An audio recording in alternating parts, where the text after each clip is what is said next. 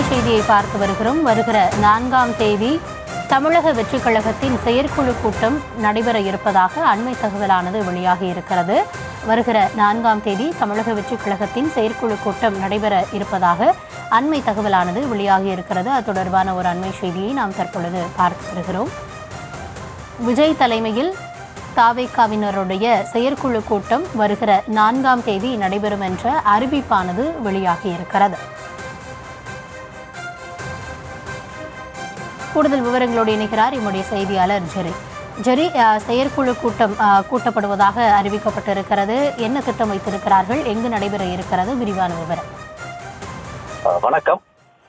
ஒவ்வொரு கட்சியும் ஆண்டுக்கு ஒரு செயற்குழு கூட்டம், ஒரு பொதுக்குழு கூட்டம், 2 செயற்குழு கூட்டம் நடத்துவது தேர்தல் ஆணையத்தின் விதி.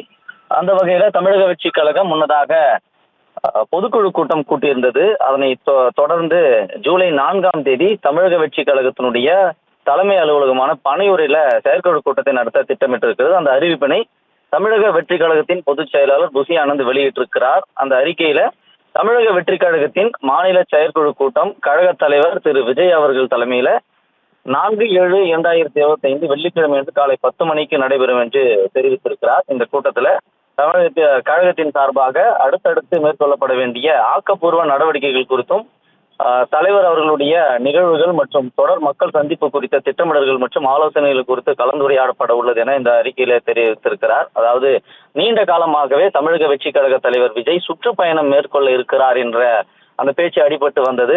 அது இந்த ஆண்டு தொடக்கம் மார்ச், ஏப்ரல், மே என்று ஒவ்வொரு மாதமாக தள்ளி சென்று கொண்டிருந்த வேளையில ஆகஸ்ட் மாதம் இந்த சுற்றுப்பயணம் மேற்கொள்வதற்கான திட்டமிடல் தயார் நிலையில் இருக்கிறது.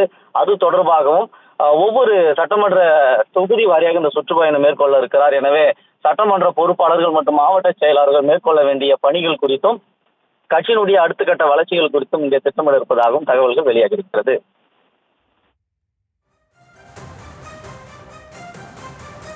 விவரங்களுக்கு நன்றி ஜெரி.